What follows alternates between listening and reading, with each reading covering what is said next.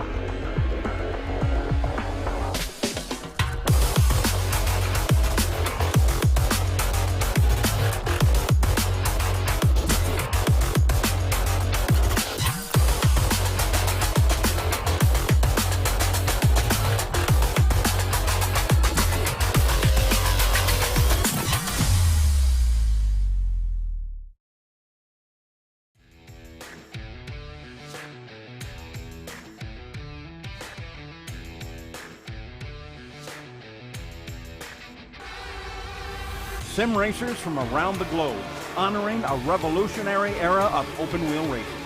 With a beast not easily tamed, roaring around legendary circuits at breakneck speed.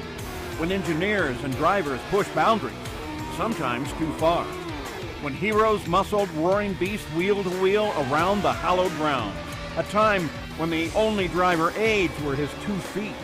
Perfect combination of man, machine, and speed. Experience the competition and the glory of the early 80s IndyCar action. The Lionheart Retro Series, presented by Sim Experience, starts now.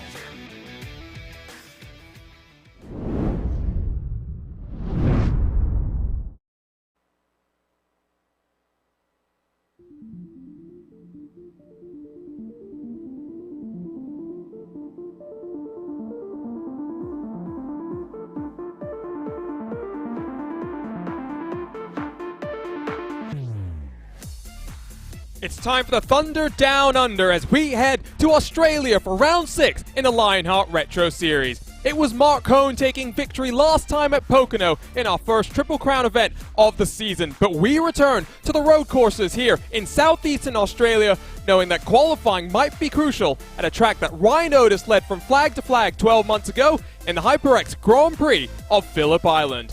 My name is Arjuna Kankipati. Alongside is Dylan Cole here live on racespottv for continued coverage here in the Lionheart Racing Series powered by HyperX. Let's dive straight into our HyperX pre-show because the Lionheart Gaming Series is powered by HyperX, makers of the premier gaming gear like the legendary ultra-comfortable Cloud line of gaming headsets. Whatever you play, however you play, HyperX knows that we're all gamers. For more information on HyperX products, visit hyperxgaming.com and don't forget to use the promo code Lionheart15, that's LIONHRT15 for 15% off all orders. Dylan, back to the road courses. Sage Karam returns to the series as well. He took victory in the first 3 rounds of this championship. 2 different winners last time out. It was Aaron Morgan last time we were on the road courses at the Canadian Tire Motorsports Park. The Watchman taking victory a couple of weeks ago at Pocono. Today, though, here in Australia, this should be a fun one. Yes, it's going to be an absolute blast here. It's the first race outside North America for the Lionheart Retro Series this season. And at a track where, Arjuna, you can really pass anywhere, I think we're going to see a lot of daring attempts to move not just around the inside, but maybe the outside in some sweeping corners as well. It is a wonderfully challenging track, not just in cars, but in motorcycles as well. We will remain on the road course side of things. A couple of weeks off as, of course, the month of May. Lots of things to focus on in Indianapolis and the upcoming Indy 500. But next time from Mid-Ohio, back to the U.S. shores. Let's take a look then at our driver's standings presented by Sim Experience. And after taking victory in the first 3 rounds of the series, it's no longer Karam on top. The rookie, Matt Taylor now, Dylan, leads this championship, but only 9 points separates him and Karam. Well, the amazing thing is that Matt Taylor has done this in 5 races without any wins. The wins coming, obviously, from Karam, from a driver in Mark Cohn, who will not be in the race today, and Aaron Morgan. So it's that consistency that is important for Taylor. I would really love to see him be able to take the challenge to Karam throughout the rest of this season.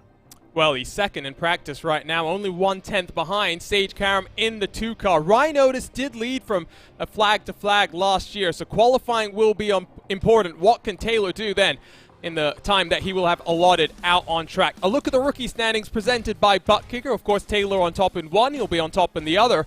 It's Nick DeGroot provisionally in second here, editor and writer from motorsports.com, part of the factory back team that we've seen very impressive on a Monday as well. But heading back to the road courses, Dylan, we know the likes of Lavoie Motorsport, Alex Gouillon, Jean-Francois Matt, they will be strong here today. Yeah, absolutely. And, you know, we have to talk about the strength of this rookie class as a whole, because it seems like every single race, all of the rookies, they are putting themselves on the stream courtesy of their great driving. They always are putting themselves in a place to potentially win the race. And you know what? That's a beautiful thing to see. We're going to see some drivers who are better on the ovals, better on road courses, but most of all of these drivers, they've been just consistently good and impressive. And that's what you love to see from a rookie class.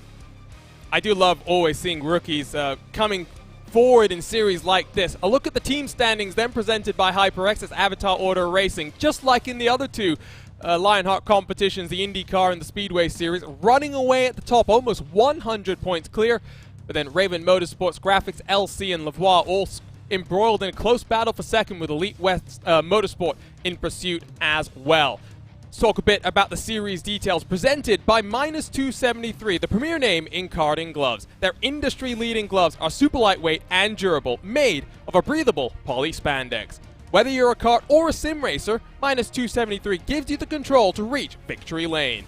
For more information on Minus 273's full line of gloves and apparel, visit minus273.biz, and don't forget to use the promo code Minus 273 LHRS15 for 15% off all orders. We finished up with the first of our Triple Crown races last time out. Dylan, you unfortunately missed the action, and Jonathan Burke got to step in your neck of the woods in Pocono. Next time we head to the Triple Crown races, it will be at the Brickyard. I can't wait for that one. Well, it's funny, it's going to be Jonathan's neck of the woods, kind of, because obviously the Illinois-born kid is going to be close to Indianapolis with that. But yes, Pocono, Indy, and obviously Auto Club as the Triple Crown. There are no better tracks, I think, to have as your 2 and 2.5 milers with that famed name to it. I think the racing there with the Lotus 79, especially on the ovals this season, it's been absolutely fantastic. Had some great racing at Pocono. We're going to have some better racing, I think, once we go to Indy in just a month and some changes time. But Arjuna, we've got the race today, and I think a lot of drivers are looking forward to it, specifically because it does kind of give you that randomness that not always all road courses have. Taking a look at these wonderful aerial shots of the track. Qualifying underway, by the way, 10 minutes in solo car qualifying, so the drivers get the track to themselves for their fastest 4 laps that they can set. Here are the event details in our second trip down under for some thunder. Ryan Otis did lead from flag to flag 12 months ago. Does not return to defend here today. We have been seeing him make guest appearances on the road courses. It's a difficult mix of slow and high-speed corners. That does mean you'll see some drivers maybe being faster at some points on the track, struggling in other points. And I found this really interesting, Dylan. The real-world lap record, a 1:24.2215, set by a Formula Holden car.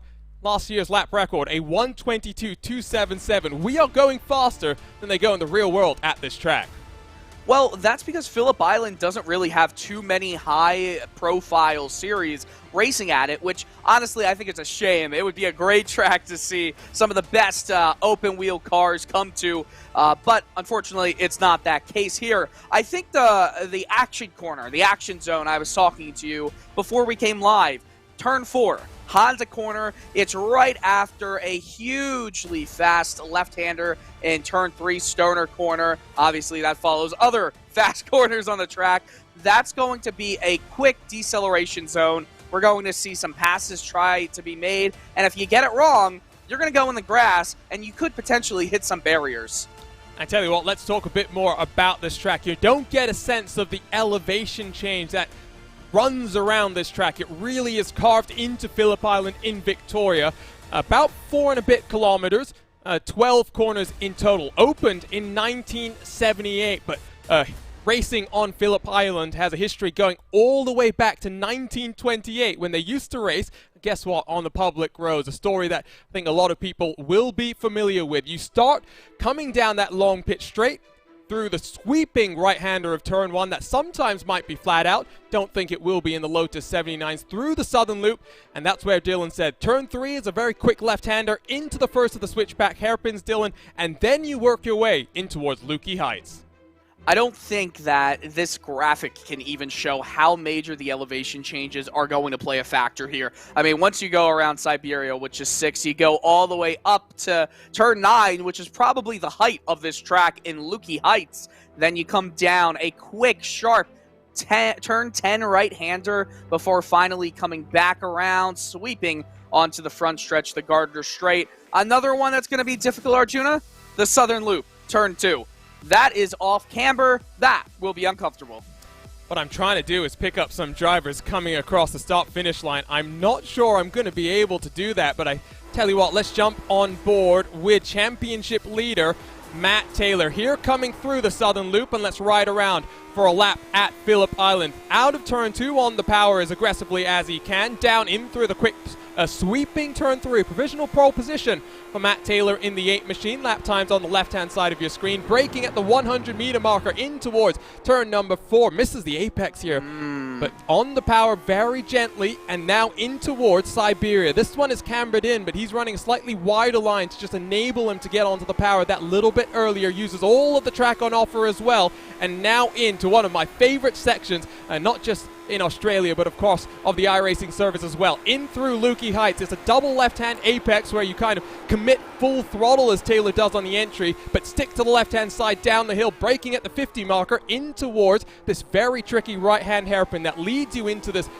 deceptive second to last corner. You can see Taylor not really using too much of the curb on the inside, but that's because on the power, Dylan, in through the final corner and under the start-finish line.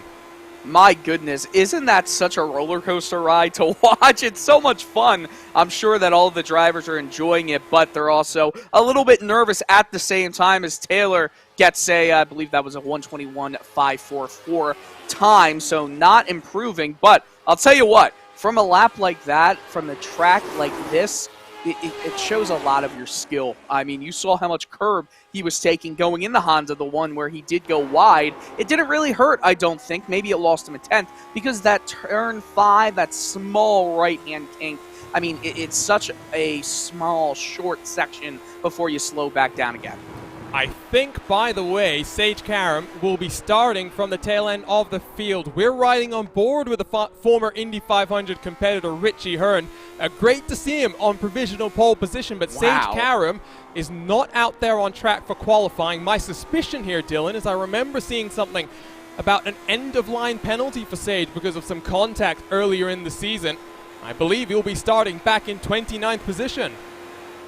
Let me try to find some clarification on that as well, because if that is true, we're going to see potentially a masterclass run throughout the field here.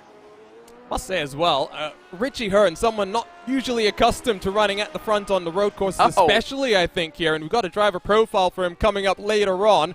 Let's see what he can do. Out of turn 12 though.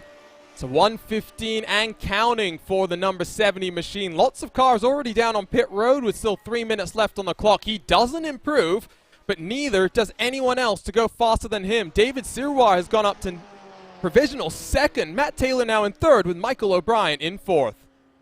This is a surprising qualifying so far, as DJ Clark will come past the line and get into 16th or 15th, that is. And Matt Taylor, you see him, a little bit of smoke coming out as he's on provisional third right now. This is the corner he had so much trouble with. And yes, Arjuna, I believe you were correct about Sage starting from the back.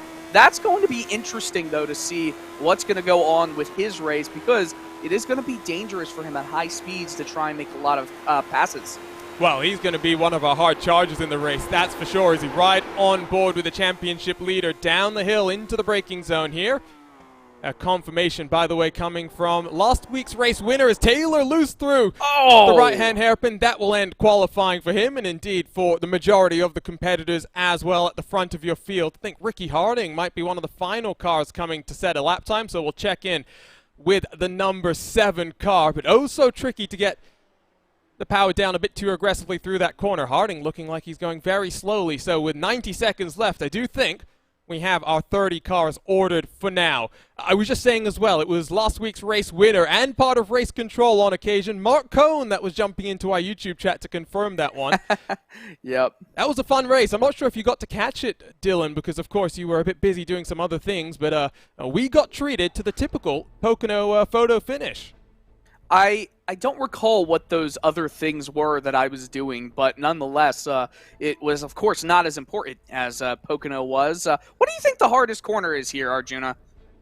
Ooh, I'm looking at a track map right now. In a car like this, I think every corner is probably a challenge. Because I'm thinking 10. You've got two different challenges, right? 10 is the problem of getting the power down. Something like turn 1 or turn 2, it's going to be slowing it down enough to get the car turned in without slowing, sacrificing too much time. So I think two different challenges here. Be interesting what Karam can do from the tail end of the field.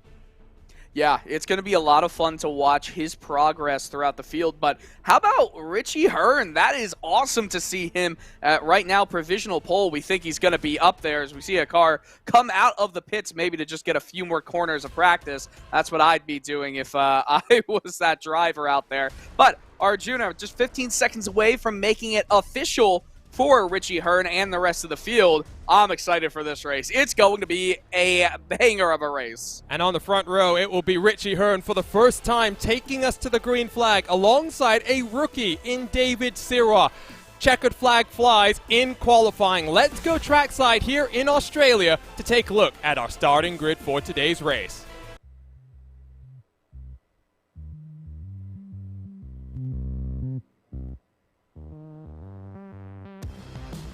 So here is your butt kicker starting grid. It's the 70 of Richie Hearn on pole position, a 1:21.356. He'll be a very happy man, leading us to the green flag. David Sirois on his outside, less than half a tenth of a second between the two cars, with Matt Taylor in third. Michael O'Brien rounding out row number 2. Mike Rasmas inside of Chris Fowler in the HyperX Racing number 20. With Ricky Harding and Aaron Morgan on row number 4. Morgan won last time on the road courses. What can he do then on the outside of that row with Chris Reagan and Lionel Callisto on the edge of the top 10? It's an All of One Motorsports row 6 with Alex Guyon inside of his teammate Jean-Francois Matt. Ariel Alanis and Paul Jenkins on row number 7. DJ Clark alongside Danny Roberts, 15th and 16th, with Chris Staples alongside Robert Mikes in the number 17. Trevor Malone in the number 34, inside of series organizer George Anzaldo. Covey Moore inside of Isaac Snyder in the pink and blue. Cody Wenson and Craig Forsyth, row number 12, with Chris Lanini and Tyler Groff on row number 13. Nick DeGroot alongside Caleb Benshi for Team Race First, with Sage Karam and Paul Slavonic starting from the tail end of this field.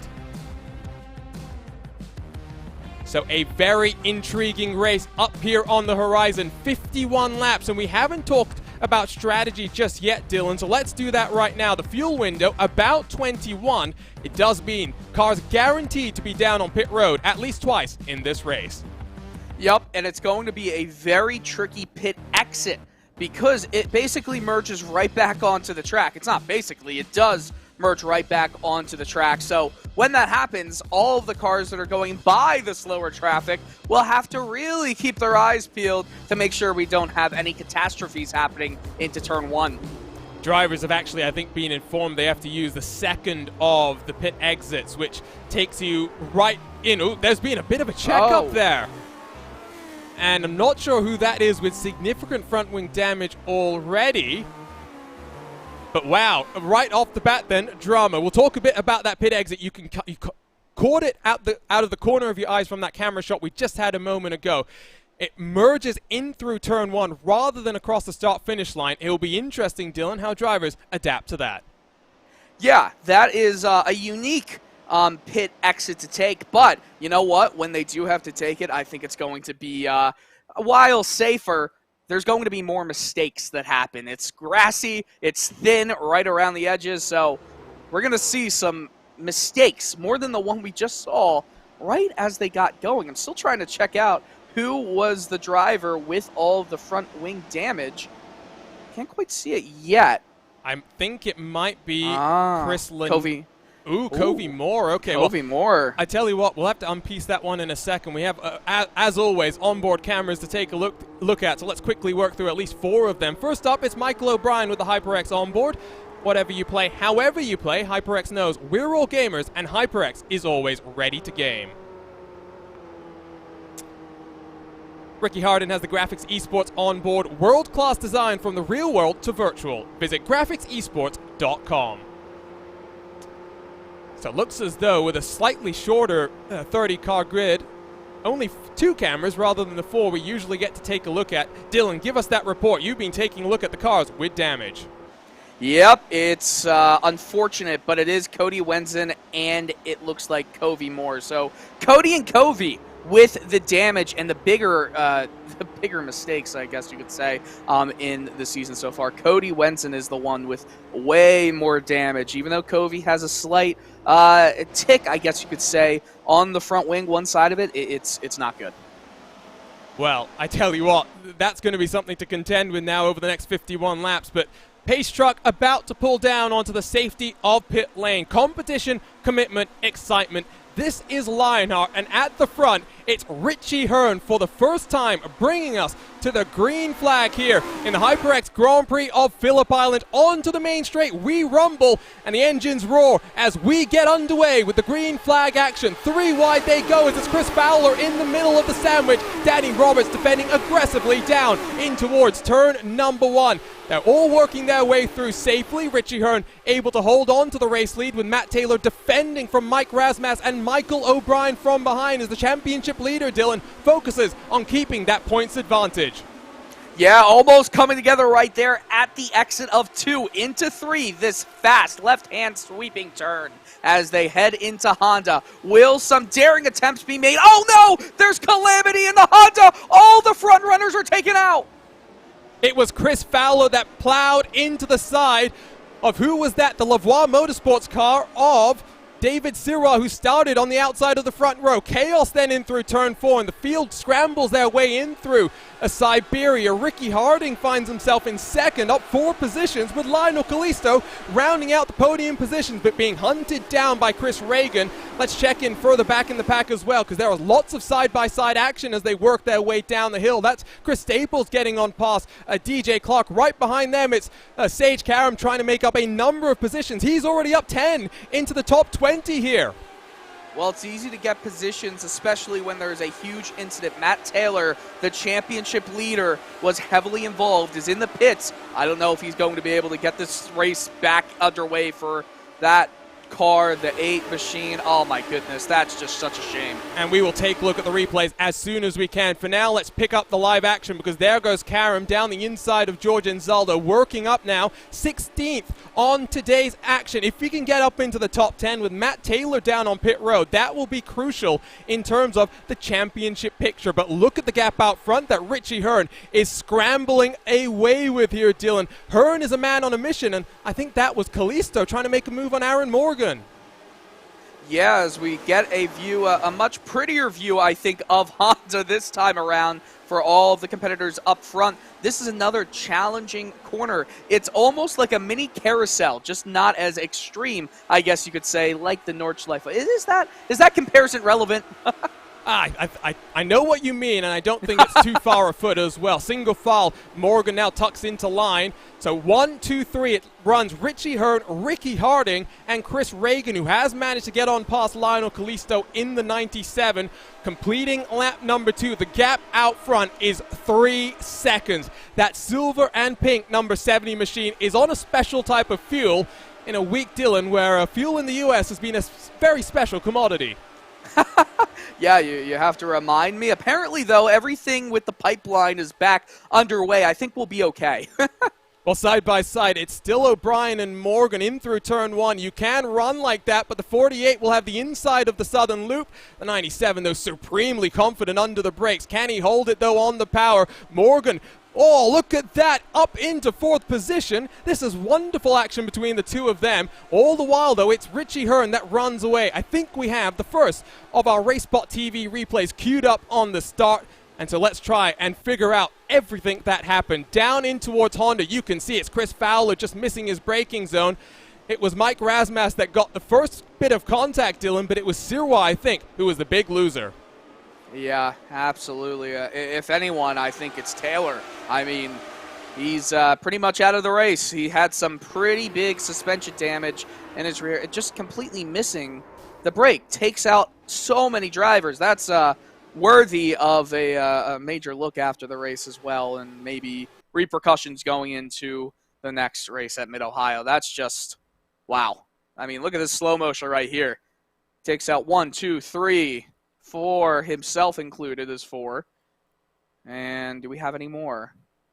Well, you can see, I think that was Kalisto and Morgan who just about squeeze on through. Behind, I wonder if there was more contact as they go 3 wide off the exit. I think, Dylan, it was a bit of a mistake there. It doesn't look like it was an intentional thing. You know, lap 1 jitters, you know, maybe just forcing the issue a bit too much as it's a battle for second now as Chris Reagan has stormed around the outside, I think, through the southern loop up into second. And here comes Aaron Morgan to try and take advantage as well. They'll work side by side down into that tricky braking zone of turn number 4. Can Morgan get up into the podium positions? Hard and deep under the brakes, locks up, I think, very slightly, and Morgan into 3rd as Reagan gets sideways. Kalisto through on the inside as well.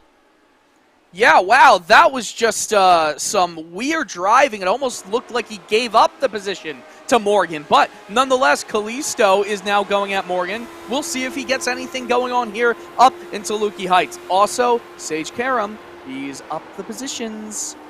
Sage Karam is still working now up into the top 10. This is what he needs, and Taylor down on pit road still working whatever damage he's trying to get repaired. On board with the HyperX, Lucas. We work through turn 11. In race trim, they are using a lot more of the inside curve than I'd expect. At least some of these cars, but in through turn 12, draft on offer. You can see in front, it's Aaron Morgan tucked up behind Chris Reagan. So battle for second now is Richie Hearn. Delighted to see these two continuing to scrap it out as I think side by side further back as well. Morgan around the outside. Can he get it done in through turn 1? Reagan feels like defending it and holds on for now, but Morgan in the yellow and white once more down the inside here, Dylan, working through the southern loop. Oh my goodness, Aaron Morgan is a man on the mission. If there's one driver other than Sage Karam that might be able to contend with Richie Hearn for the rest of this race, it might be Morgan. He looks confident around some of these sweeping corners, and we'll see him defend the position here in the Honda. Oh, that's DJ Clark off the road. Ooh, hold on to that one, and indeed he just about does. And let's take a look for the HyperX racing car. What's happened here? If we can spool up a racespottv replay. Here it comes.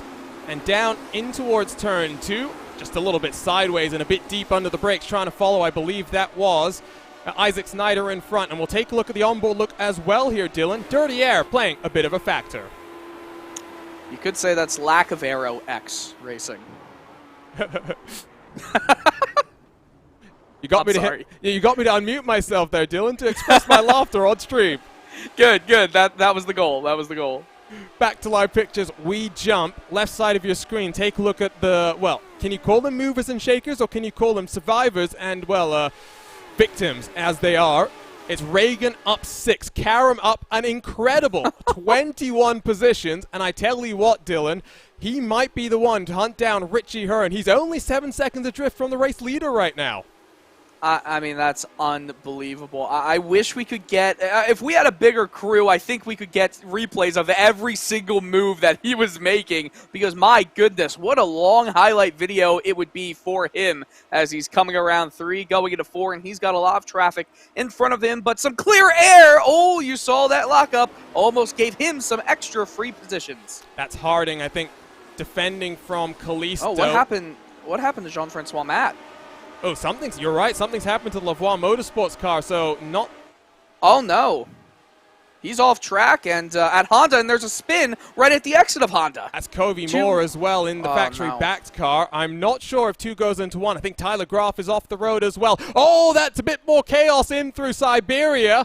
Well, it's all kicked off. I tell you what, straight to the racespottv replay machine we will go. And I tell you what, I think it's got a couple of secrets to reveal to us. That's Danny Roberts just deep under the brakes, and Matt, well, defending the inside of the track, as you can see here as well. We'll take one more look at it. Not sure if Roberts necessarily knew what was going on there. Next up, it was Covey Moore coming on to the scene of the accident, I would have to assume. That's the factory back car. So no, just getting onto the power a little bit too much there. Okay. And now we've got to pick up Tyler Graf. You see the backgrounds. So here's Tyler Graf side by side with the 78 of Paul Slavonic, who also started at the tail end of the field. There's going to be contact there. Ooh, we need a closer look at that one, Dylan. Oh, indeed we do. Couldn't quite see exactly what happened. There was right in front of Karam, there was another car that just went off live. But we'll see right here through the replay. I don't know. I still don't know what to say about that one. It's hard to tell when we don't have it just like with a shot that's right behind or right head-on with those 2 drivers right there. Let's try this one. Let's go for a bit of an... The chopper. Exactly, a bit of an aerial look, and it's 2 going into 1. It looked like there was movement to the right. That's a bit more of a racing incident. I see the car, by the way, that was off. It was Lionel Kalisto. Take a look here, down into Siberia. Oh, jacked up by Ricky Harding. Not the first time we've seen that one. He'll be lucky, though. The 97 don't have too much damage. Let's rejoin the live pictures and pick up, I tell you who, Sage Karam here. Almost into the top 5, Dylan. It's not going to take him long as he hunts down Harding in front. There's a reason Sage Karam is a perennial IndyCar driver. Oh, don't block off the run from Sage Karam, though. Harding, will he lose it? He saves it. Oh, my goodness. That could have been bad. I think for a moment he did lose it, in fact, and just about held on to that one with the bias ply tires in the gravel as well. Working lap 8, Sage Karam up 24 positions on the day, finds himself 6.8 seconds behind the race leader. That will be a very fascinating battle to watch. Another battle that's happening right now is Snyder. Contact. Oh, that's a bit more contact, and I believe that's Caleb Benchy in the team race first number 5. Oh, damage to the front wing, and I believe contact there with Isaac Snyder and Robert Mikes as the 5 still trying to find his way back onto the track. Be careful, son, as you're getting back on. I feel like Steve Matchett trying to say anything to some of these drivers. It's been There's been some suspect driving, I can't lie, Arjuna, through the first 8 laps of this race. Well, we did say you can pass anywhere, and that's what's happening. It was Snyder just a little bit slow, if you ask me, coming through the apex of the corner. We'll take one more look at it here, maybe from Mike's onboard look if we can. Might not have been Mike's. Here, we'll take a look at Rasmus's. This will be an even better one. Yeah, it was Mike's just coming across the track and slamming into the side of Caleb Benchy, who's had to reset back down onto pit road. So maybe day done for the Team Race First machine. We rejoin the live pictures and the battle for second place with Aaron Morgan being hunted down by Chris Reagan. Michael O'Brien in close pursuit as well, Dylan. Second, third, and fourth, only separated by 0.6 of a second. Half this race has been in the replay column. Hopefully we're going to be getting some good racing without any punts, as you will, throughout the rest of this race. We said Honda was going to be one of the action zones, and, well, it's proving to be just that as they round turn 6, heading up to the uphill sections of Phillip Island, and you see lurking in the background, who but Sage Karam. Oh, no! A driver goes off! And that's Covey Moore. This one looks a bit more self-inflicted, but I tell you what, the RaceSpot.tv replay machine misses nothing. It's broken. Oh! It misses nothing, Dylan. Don't you worry. And, like I said, just getting onto the grass. This I did also say as well, I think one of the trickiest tracks we have on the iRacing service, Dylan. So combine it with a brutal machine like the Lotus 79, and I think the end result is drivers sometimes struggling to keep it on track. But when it works out, when they're working side by side, it does produce some really good action, like we're seeing here as the 19 machine of Reagan back down the inside in through turn 1. Don't think the 48 will give this one up in through turn 2. Back down under the brakes. Will he look? No, he doesn't. Because I think they both know, here comes Sage Karam, a man on a mission. You know, Sage Karam went the last lap 0.4 quicker than Richie Hearn. I mean, that is just ridiculous. So what's his lap times then? A 1:21.240 the last time around as Reagan, I think, checks up that group coming in through turn number 4. Karam's fastest lap time, he's the only car, Dylan, I'm not sure if you noticed this, to break into the 120s, a 29.42. I believe that was his last lap as well. Yes, lap 8 was that lap, and you have to remember, he's been in traffic for most of this race. I mean, this is unbelievable. Once he gets clear air and he's able to chase down Richie Hearn, I mean, man, you almost feel bad for Richie right now because he does have a driver who is on track faster than him right now, who is just going to continue putting in these laps. However, he still has to get past this pack of 3 cars, and they want to keep their podium position fight going on without it going down to just one podium spot available. I tell you what as well, if I'm these 3 cars, I'm going to form a impenetrable wall to make sure Sage Karam doesn't have anywhere to go. He's lurking, trying to get to the outside of Michael O'Brien in through the southern loop. Can he stick it around the outside? That will become the inside into the braking zone. Not able to pull alongside, but he's ducking, he's weaving, he's looking for a way past. Going to pull to the inside of turn 4, and I have a feeling make it look very easy because Michael O'Brien does not defend that one. Sage Karam, 25 positions gained, now up into 4th. Sage was being a little bit naughty, I felt, through turn 2, trying to force his way by Michael O'Brien, but he kept it on track, came within a yard or so, a meter or so, if you will, of the grass, which would have sent him all the way into the tire barriers. This is going to be dangerous, though, because both Morgan and Reagan, they have been some of the quicker guys. Oh, no! Karam, he's off into the grass. He comes back on track, loses 1 spot. Are you kidding me? Just about holds on, but now has to do the work once more as he tucks into line once more. No damage to the front end of that car. Chris Lanini is going to come down onto pit road now. Not sure why. We're not in the fuel window as well. Only 12 laps into this race. And there is an incredible action going on. Karam, let's see if we can pick up the RaceSpot.tv replay, Dylan. Talk us through what you were seeing on your feed. Yeah, so this was just came out of nowhere. He was going a little bit wide, as he's been doing throughout a lot of these passes. Almost came back on and hit Michael O'Brien. Thankfully, though, there was no damage done. He is just now going to have to retry that all over again. Oh, Danny Roberts and Chris Staples side by side once more. This battle for 7th on back has been intensifying. Look at the deep send from Staples in the 96, just about able to apply the anchors in time. He will hold on to 8th for now, but 43 behind and 25 in Ariel Alanis are lurking as we have another car that's gone off the track.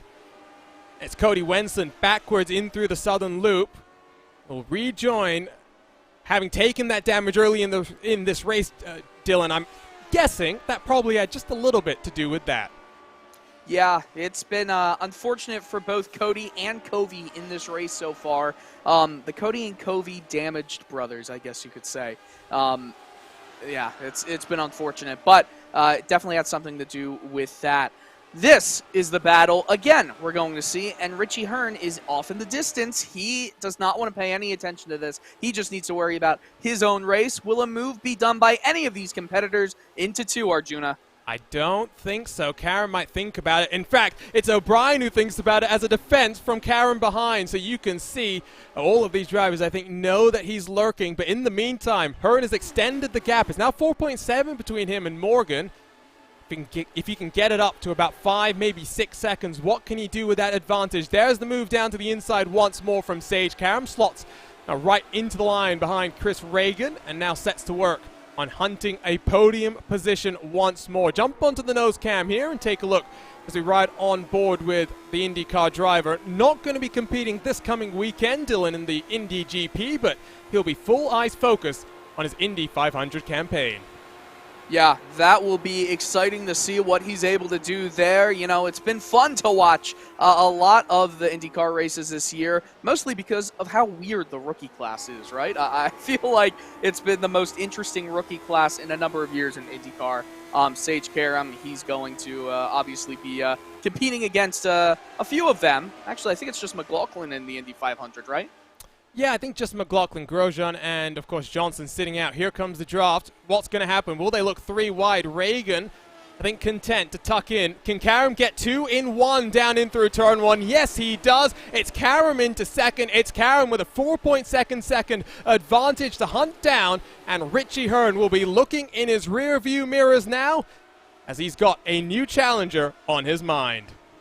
That looked so easy for Sage Karam to just get into the draft and get by both drivers in just one straightaway. There was nothing to even contend about there. He gets a little bit of a lockup, though. He's all good. He's fine. He gets off the curbing and back into the throttle. And you see all these drivers now. Morgan, Reagan, O'Brien. I mean, what do you do? What can you do except just stare in awe at them? They've got their own race to contend with, but now it's almost like it's a battle for third. You got to watch what Richie Hearn and what Sage Karam are going to do in this run. They've just been incredibly fast in this race. Hey, you never know. Maybe Morgan or Reagan or O'Brien can put up a little bit of a fight of their own. I'm trying to say this nicely, Dylan. No. And there's a reason. I'm not just trying to sound like a total know-it-all here. As always, I've got the power of the racespottv graphics to power me. Take a look at the lap times from Sage Karam. The last 2 times across the line have been 120s, an 8.52 the first time, a 9.12 the second. At the stripe, guess what it was last time around, Dylan? A 9.43. This is a spec series, right? That's what I've been told, but I think we need to get out there into race control and check. And Nick Sudik in the YouTube chat, I think, puts it perfectly here, Dylan. Jaws music intensifies. Yes, Jaws music does indeed intensify. I will say, though, good job by this trio of drivers to sort of stay with Sage Karam right now. Well, I tell you what, now that Karam's on pass, let's try and turn our attention elsewhere, at least for the time being, and see what else is going on. There have been lots of other battles. I see Malone and Forsyth have been squabbling. Ooh. You see that right there? Sorry to cut you off, but Danny Roberts did just that to Mike Rasmussen. No, I did not see Dylan because I was too busy looking down at my timing screen, so it's a good thing you called that one out. So they're getting feistier now. Lap 15, working into the fuel window, about 19 to 21 laps, Dylan. So in about 5 laps' time, we might see the first of these cars down onto the lane. Yep, and I think some of these drivers, it comes into strategy as a move down the inside. Razmas, will he get by Danny Roberts? Does not clear him, though, and maybe will in just a few seconds. No, he's not going to be clear. He thinks he is for a moment. Tries to push him down to the inside. He has the draft, but Danny Roberts will get a semblance of it. Into turn 2 they go.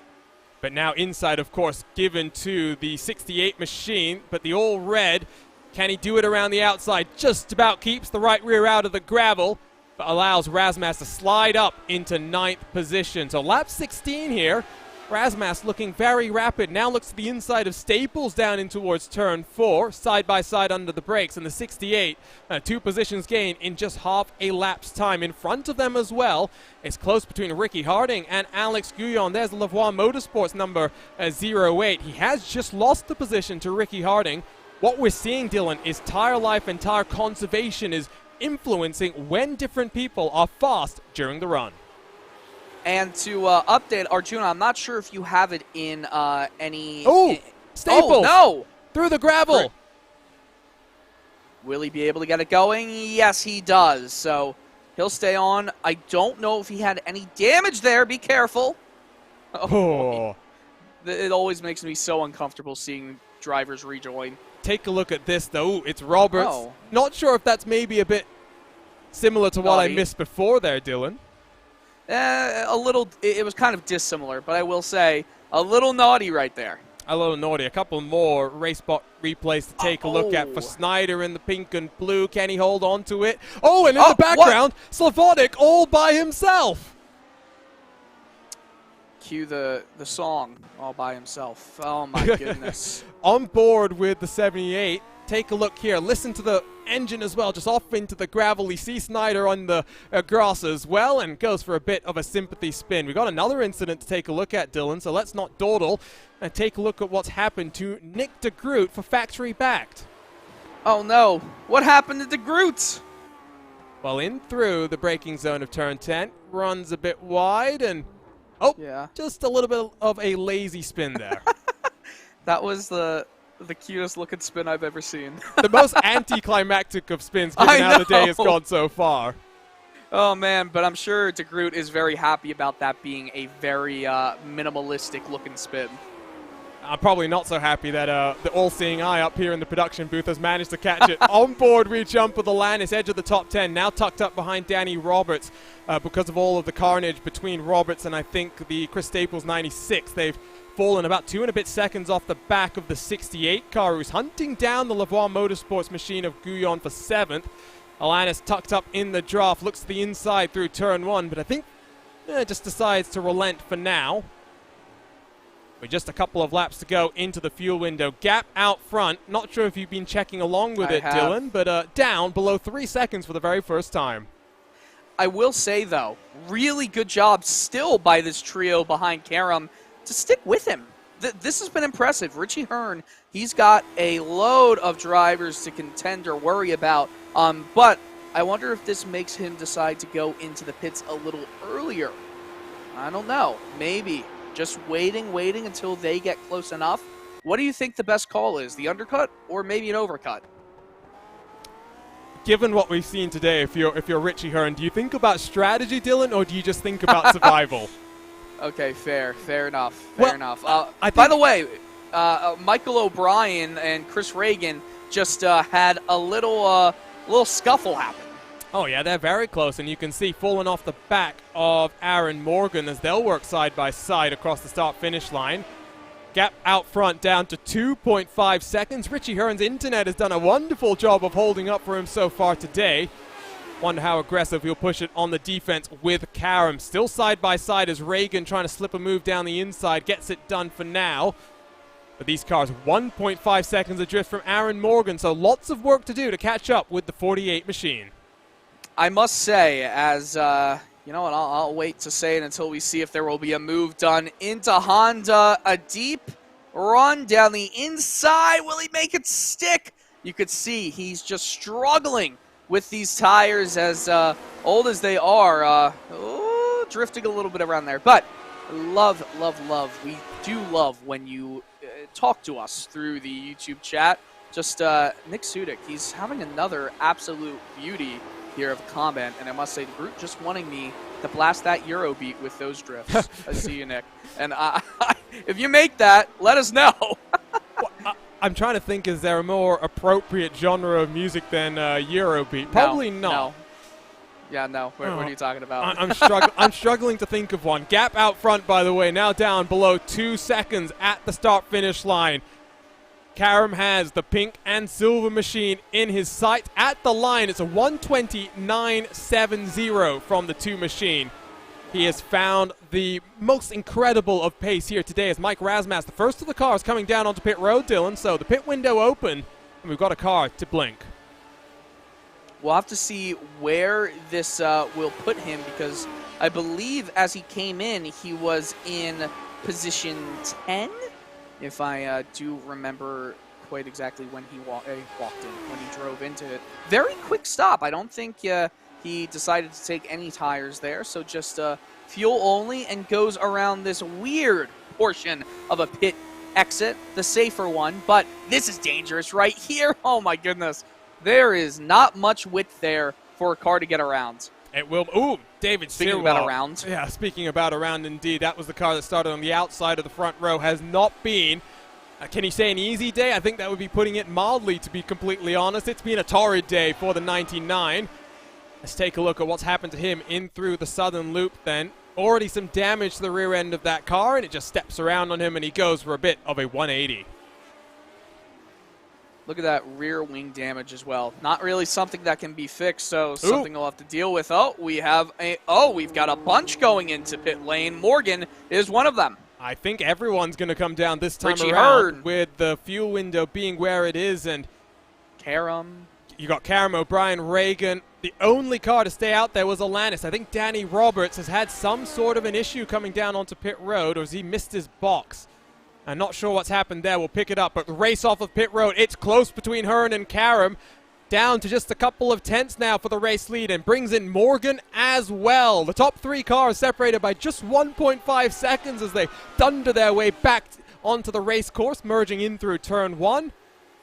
And you know what? If I'm Richie Hearn, I don't think I'm going to put up too much of a fight here, Dylan. Well, you're a race car driver. You always want to put up a little bit of a fight, which I think he'll try to do, but this is going to be tough. This is going to be really, really tough. You don't want Karam to get so far away that there's no chance here whatsoever. I mean, Richie Hearn, he's a driver who is still looking. That was his first pole. This is his 26th race. Still looking for that first win. He's only got 4 top 5s in the series, so this could be an extremely positive day for him. But when you're in first and you've been for, a third, more than a third of the race, almost half of it, you want to stay there.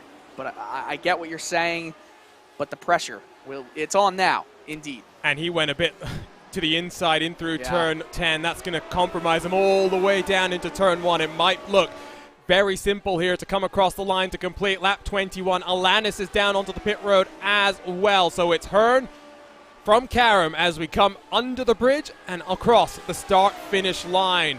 It was Karam taking victory in the first 3 races of the season. If he hadn't missed out on competing in Phoenix, potential history, 4 races in a row. But to the front he goes, looking for that fourth victory on the season. And now we'll try and run away from the cars chasing him down. I think the question will become, is Richie Hearn and Aaron Morgan here, Dylan, how much they choose to scrap amongst themselves? I'm sure the scrapping will be amongst them too for second place, because unless Sage Karam has a bit of an issue, or Richie Hearn or Aaron Morgan are able to just pull out some incredible laps, I just don't see how Sage Karam is going to lose this race.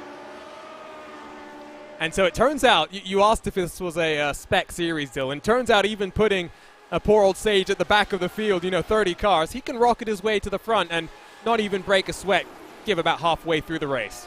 I'm sure he's still complaining about something, though, in that car. That's what all race car drivers do, right? Something's not quite right, and puts in a 129. Well, we hear Lewis Hamilton every other week, right?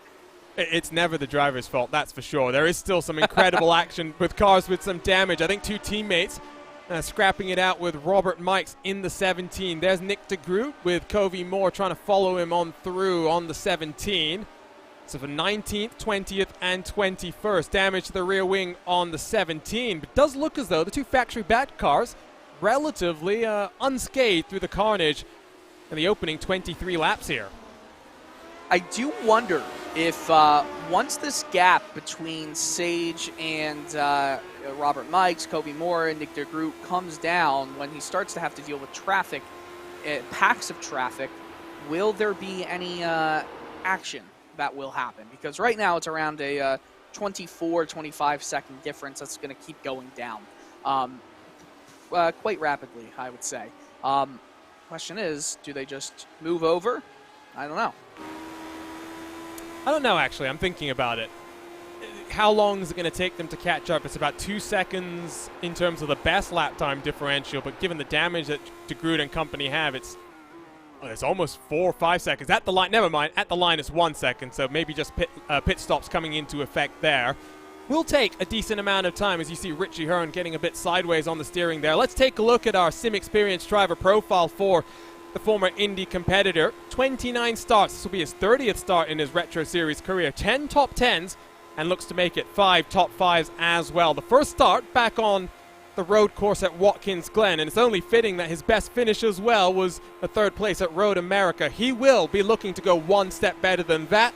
He's already added to the pole count that's sat at 0.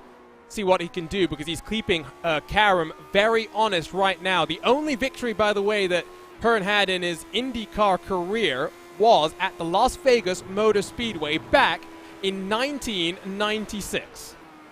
Yeah, I'm taking a look at all of his results here right now, and that was his best result. You know, he had a lot more, he had a lot better racing once he did switch over completely to IndyCar. Spent a good amount of time, though, in kart. I believe his best finish there was a 5th place in 98. I believe this was at Michigan as well, 12th round of that series. A 5th place, not too shabby at all. In 96, though, a 3rd place finish in the Indy 500. Wow. And on debut as well. I mean, what better way to kick off your association and memories of such a historic track. We saw, I think it was coming through Siberia or into Siberia out of Honda. Both Hearn and Karam very sideways. Morgan even more sideways and has lost out a couple of extra tenths of a second to the top 2. Look at how close the gap is, though, between Hearn and Sage Karam here. It's only 8 tenths of a second at the line here, and he's using that draft very well to be able to keep up here. And I wonder if he's able to do a bit of an undercut in the strategy here, Dylan, and what he can do to cycle himself back out to the front. Yeah, I mean, he's doing a really good job staying right with Sage Karam right now. I'm impressed. We saw Aaron Morgan and the 2 other competitors with him, and Michael O'Brien, Chris Reagan, able to stay with Karam for a good bit. But we have to remember, this is Richie Hearn by himself. Yes, he's going to be a little bit aided by the draft of Karam, but he also has to worry about that dirty air coming into play, coming around some of these very quick quarters. He is staying right there. This is impressive. Listen to the engines as they throw themselves in towards the uphill double lefter. Love that section of corners. Hearn now following on the correct line as well. Maybe was feeling some pressure when Karam was in the rearview mirrors, but now the target's in front. It's always easier to set your mind to things that are attainable, and well, nothing is more attainable than holding on to the car in front of you right now. Not the easiest challenge, and Karam is trying to pull away tenths of a second at a time. At the line, it will be still 8 tenths. Looking for the lap times, it was a 1:21 for Karam the last time around. A 1:21.303. Difference in lap time there, 6 thousandths of a second. Amazing. Amazing. I mean, the good thing is didn't have to do much math if you were just looking at the gap as they crossed the line both of the last 2 laps, just because it went up by 5 thousandths or 6 thousandths of a second. So not really, nothing to separate these two. If Richie can keep a really good distance right now to Sage, then we might see the Karam Hearn battle continue in this race. Oh no! Oh no! Oh no! I know we're watching the battle for 6th, but Richie Hearn just went off. Oh, and he's got damage to the front end there. Morgan around the outside will come into 2nd position, but Hearn's still on the podium. Let's see what happened then to the 70 machine. Yeah, look away for a moment at a track like this, Dylan, and well, it just things are kicking off. And I mean, the Discord server is also kicking off with a lot of intensity. Oh, there's just a bit too much power on the grass as well, and Hearn is lucky to not have more damage, I would think, there. Oh my goodness. Watch this. Watch the hands as well. You can see, just tries to hang on to it, Dylan, but once that thing had snapped, it was gone. You know what? I gotta say, it's impressive to see how calm he was when he did go into the grass. Nothing too dramatic for him once he did go off there. It's that experience coming into play, knowing how to save a car.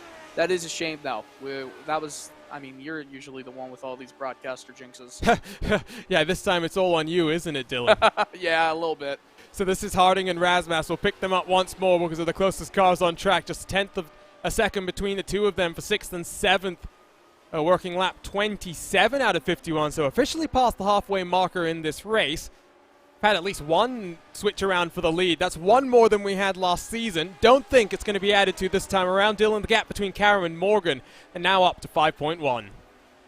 Yeah, I do think now that as long as Karam just puts in even just low 121s, he's got this. I mean, it would take something immeasurable from what we've seen so far from all the other drivers in the field today to continue to reel in Sage. Now I guess the question is, Richie Hearn versus Aaron Morgan for second. Do they drag the likes of O'Brien and Reagan into the podium positions as well? So still a long way to go here, Dylan. And I mean, we started with 30 cars. We are down to just 21 out there and circulating. That's crazy. I mean, it happened so quickly as well. And it definitely didn't need to happen this way. Just way too many unnecessary dive bombs at the beginning of the race, in my opinion. By the way, Nick DeGroot is around 10 seconds or so in front of Sage Karam at the last time they crossed the line. So we'll see when that will come into play. But he is not racing for position. Kobe Moore and Robert Mikes are 6 seconds in front of him. Go take a look at if something happened then to Nick DeGroot in the 89 car. The all-seeing racespottv replay machine has the answer, as always. In through Lukey Heights. It's going to get it wrong down into the braking zone. Just a bit deep. Not for the first time we've seen that today. Does a good job to... Anticlimactic. Well, he does, as I've once heard it termed, the Malone Shuffle. Able to slam on the brakes and the throttle at the same time, bring that car to a complete stop. And like you said, an anticlimactic and 10 seconds then adrift from the cars that he was battling before. So his teammate now has Robert Mikes all to himself to fend off. So this is one battle to take a look at. You've got Isaac Snyder trying to chase down Craig Forsyth for 15th and 16th. And then, of course, Ricky Harding, Mike Razmas. But working lap 28 then, Dylan. Cars have slowly separated themselves out, and we are now seeing what the long-run pace looks like from all of these drivers. Yeah, a little bit of calm has kind of fallen over Phillip Island right now. And can I just say, for everyone who wants to know, Arjuna is the man behind it all with the all-seeing eye here for the camera shots. And, my man, you are fantastic at that. Seriously, like, you don't get enough credit for what you do from the general public, so here it is. Well, thank you, Dylan. I do like, by the way, being that all-seeing eye. I feel very powerful knowing that if you make a mistake on the screen, I will find it and I will be able to public shame you as well. Okay, how about Hugo whenever I'm racing? Then he puts me on the spot. I know, and that I feel like sometimes is just manufactured drama as well. What I will say when it comes to the public shaming, if DeGroot went off. No, not DeGroot, his teammate Kofi Moore. So both of the factory DeGroot did too. Wait, really? No, deja vu, as Nick Sudik puts it in the YouTube chat. Once more at the bottom of the hill at turn 10. Eurobeat. Eurobeat intensifies. Yes, indeed. Straight to the replay machine. I believe it was DeGroot first, or is this DeGroot the last time around? This is DeGroot the last time around. My all-seeing eye has kind of mismoved me there. Here we go. This is once more DeGroot just off. Less anticlimactic this time around. Let's check out what happens to his teammate then in the 15 machine. Let's see. And a little bit of a wiggle, a little bit of a slide, and yeah, a little bit of damage. That's unfortunate right there. Oh, sorry, Dylan. Back to live pictures. What's happened to Michael O'Brien? Oh, no. That looks like the exit of the southern loop. Not the first time we've seen a car off, but not usually that far off, that early in the corner as well. So indeed, Michael O'Brien off the track through turn 2. He has fallen to now 8th position as there goes Guyon, there goes Alanis as well. I'm trying to see if he has any suspension damage because he went in pretty hard right there. And was that into a the tire misshift? barrier? I think it was, yes. Look at that. It doesn't look... I'm trying to see. It doesn't look like he has much suspension damage, if anything, which is terribly lucky. I don't know. He is actually, in live picture, he's... yeah, he definitely has a bit of suspension damage in live picture. Oh, yeah, you can see to the front wing as well. Let's see if we can take... I didn't even see that. Let's see if we can take a look at the steering angle. Oh, yes. A little bit. Just a little bit. I mean, reminiscent of sometimes being on an oval where straight isn't necessarily straight. Looks like more like he's got a dead zone here playing on the left-hand side. Watch behind. Watch behind. He has to come down onto pit road. That's what I would expect. There we go. The 45 car. What a promising day it was for him. Has to interrupt then the pit stop cycle, and let's see how much damage he'll have to repair as well. Well, the victims continue to mount up here at Phillip Island, Dylan. Not sure what's in the air here today, but our first trip out of the U.S. is clearly catching some people out. I'm going to guess maybe jet lag a bit of a factor here. I was going to say sea salt. Ooh. That could be the answer. I don't know. Jet lag, sea salt, the pressure to perform well for you, Arjuna. These are all things that I struggle with on a daily basis. On board, we are with DJ Clark. He was podium finisher in the season opener at Homestead. Feels so long ago. I know, that's what I was going to say. It feels like so long ago. It has not been a fun season for Clark by any means. A GSRC commentator, usually in the booth for a couple of occasions. Has the group gone off the track again? No, he's down onto pit road. That's what's happening there. So another car cycles their way down onto pit road, picking up Clark and Sirois once more. Oh, what a disappointing day it will be for the Lavoie Motorsports 99 car, Dylan. I mean, starting on the outside of the front row. And what can you say? I mean, victim of circumstance, I mean, at the end of the day. Yeah, there really isn't much that you can say, and it's just a shame in general that all of these issues have plagued this race for a lot of competitors who we did think would have a lot to do in this race today. It started even before the pace lap began. That's the incredible thing. A little bit of an omen, if you will.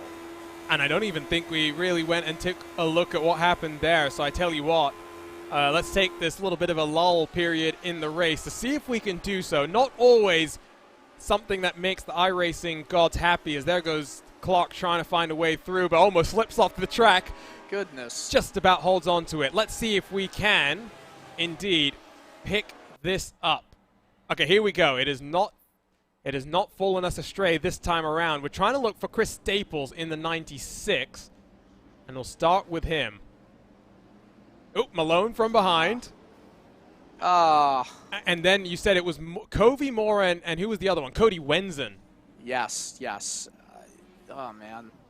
You got to pay attention on these. Like, you think it's easy, but you got to be a little more cautious, and that's only to help yourself, not to help necessarily other competitors, but in situations like this. I mean, that's why iRacing has the safety rating system. This is the beginning, I believe, as well, yes. Because you get incident points whether it was or wasn't your fault. A reason? Well, there's always something you could have done to avoid it. And that's usually, but not that. Yeah, I was going to say, usually you would be right, but just happened that the one time we're looking at the replays from the start of the race, I don't think you could necessarily say that. No. Just wanted, I think, while we were back there at the start of the race, to give new viewers who are just tuning in a sense of what happened in the early stages. A bit of a massacre down into turn 4. Chris Fowler just missing his braking zone.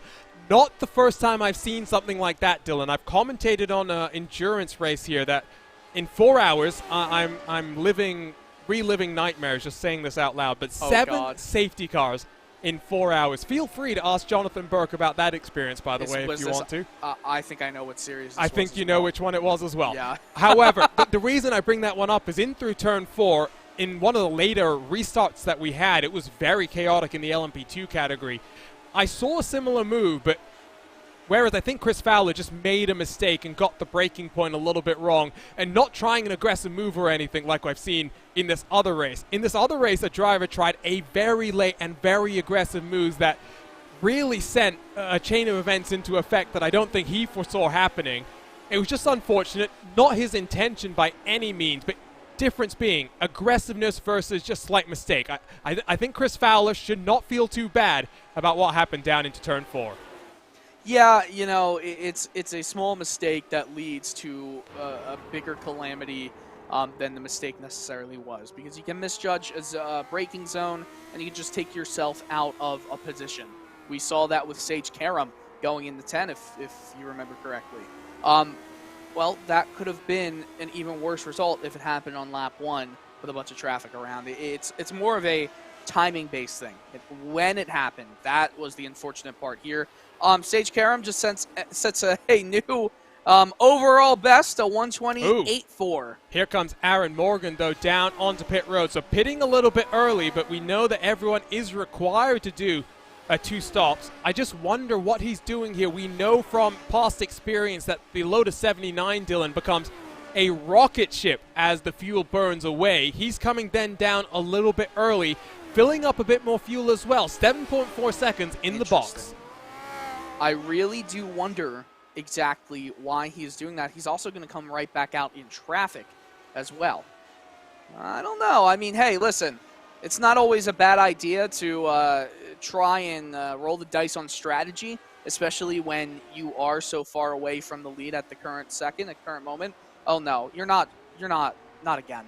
Unfortunately, yes, the all-seeing eye, Nick, does not miss this. I think what we can do, maybe for the next time, Dylan, let's do a bit of charity action here. We can encourage people to donate to a charity of their choosing, yes. and we'll turn a blind eye to things that happen out there on track. But it's a limited-time offer, so they better get on that as soon as they can. I think pit window, though, will be open here. Let's see what happens the next few times around. It's Snyder aggressively trying to get past Roberts, who's equally resolute in his defense in through Honda, but still side by side they work. The 13 tucks into line 4 now. Where is Morgan now in comparison to the rest of the traffic, Dylan? He's a couple of tenths clear of Kalisto behind and 3.7 seconds behind Ariel Alanis.